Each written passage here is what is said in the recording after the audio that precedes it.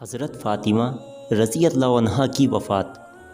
حضرت فاطمہ رضی اللہ عنہا اللہ کے رسول صلی اللہ علیہ وسلم کو اپنے گھر والوں میں سب سے زیادہ پیاری تھیں، کیونکہ ساری لڑکیوں میں حضرت فاطمہ ہی سب سے چھوٹی تھیں۔ ایک بار حضرت عائشہ رضی اللہ عنہا سے کسی نے پوچھا کہ اللہ کے رسول صلی اللہ علیہ وسلم کو سب سے زیادہ کس سے محبت تھی؟ جواب میں فرمایا فاطمہ سے۔ پوچھنے والے نے دوبارہ پوچھا کہ آدمیوں میں کون زیادہ محبوب تھا؟ جواب میں فرمایا کہ فاطمہ کا شوہر۔ جب اللہ کے رسول صلی اللہ علیہ وسلم کو رب کی اور سے تبلیغ کا حکم ہوا اور آپ نے اللہ کے حکم سے توحید کی دعوت دینا شروع کر دی تو مکہ کے قریش آپ کے دشمن ہو گئے اور طرح طرح سے آپ کو ستانے لگے۔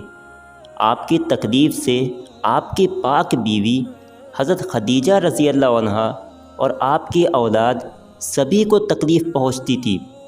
حضرت فاطمہ رضی اللہ عنہا اپنی کم عمری میں اپنے باپ کی ان تکلیفوں کو دیکھ کر بہت پریشان رہتی تھی۔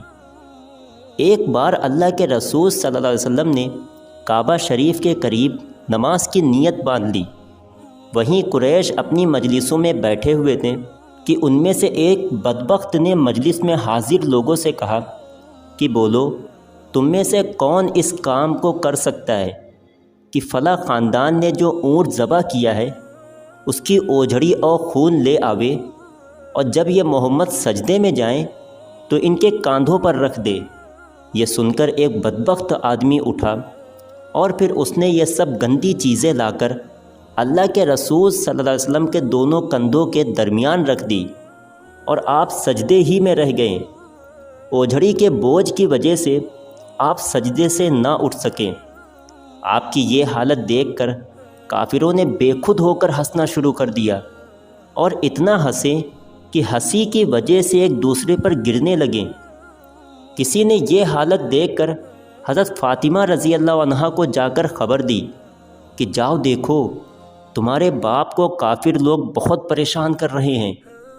اس وقت حضرت فاطمہ کی عمر بہت کم تھی، لیکن خبر پا کر دوڑی چلی آئیں اور سید عالم کے مبارک کاندھوں سے وہ گندگی اٹھا کر پھینک دی اور کافر لوگوں کو برا بھلا کہنے لگیں۔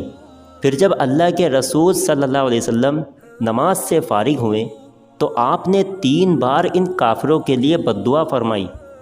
فاطمہ رضی اللہ عنہا کا بچپن دین کے لیے تکلیف سہنے میں گزرا، یہاں تک کہ اللہ کے رسول صلی اللہ علیہ وسلم نے قریش کی تکلیفوں سے بچنے کے لیے مدینہ منورہ کو ہجرت فرمائی، اور پھر کچھ دنوں کے بعد حضرت فاطمہ نے بھی اپنی بڑی بہن حضرت ام کلثوم کے ساتھ مدینہ کی طرف ہجرت فرمائی اور پھر ساری زندگی مدینہ ہی میں گزاری۔ ہجرت کے بعد سن 2 ہجری میں اللہ کے رسول صلی اللہ علیہ وسلم نے حضرت علی سے حضرت فاطمہ کا نکاح کر دیا۔ اس وقت حضرت فاطمہ کی عمر 15 سال تھی اور حضرت علی کی عمر 21 سال تھی۔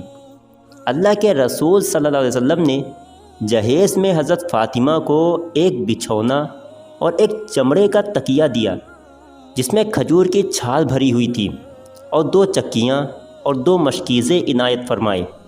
رخصتی کے دن عشاء کی نماز سے پہلے اللہ کے رسول صلی اللہ علیہ وسلم نے حضرت فاطمہ کو حضرت ام ایمن کے ساتھ حضرت علی کے گھر بھیج دیا۔ پھر نماز کے بعد خود ان کے یہاں تشریف لے گئے اور حضرت فاطمہ سے فرمایا کہ پانی لاؤ۔ وہ ایک پیالے میں پانی لے کر آئیں۔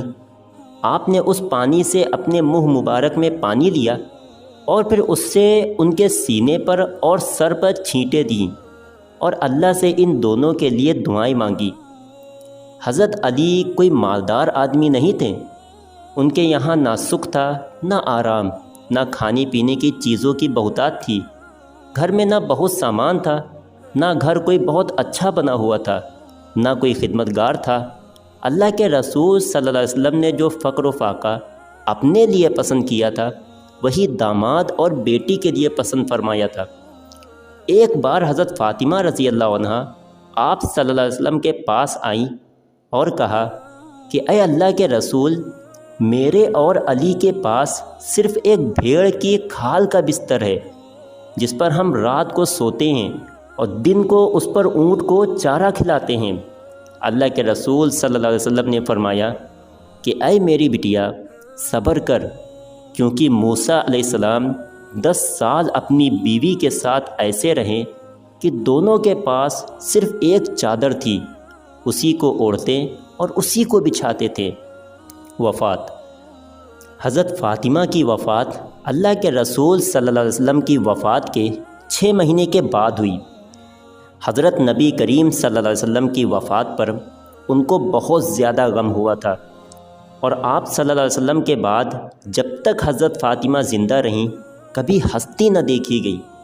اللہ کے رسول صلی اللہ علیہ وسلم نے ان کو بتا دیا تھا کہ میرے گھر والوں میں سے سب سے پہلے تم ہی مجھ سے آ کر ملو گی، اور پھر ایسا ہی ہوا۔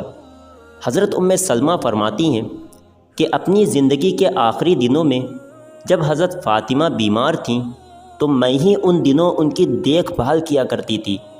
ایک دن صبح ہوئی تو مجھ سے حضرت فاطمہ نے فرمایا کہ اے اماں جان، میرے لیے غسل کا پانی رکھ دو۔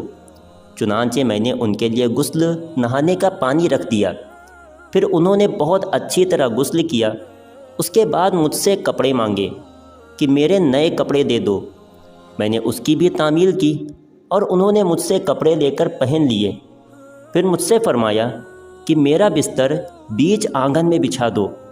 چنانچہ میں نے اس کی بھی تعمیل کی اور ان کا بستر بیچ آنگن میں بچھا دیا۔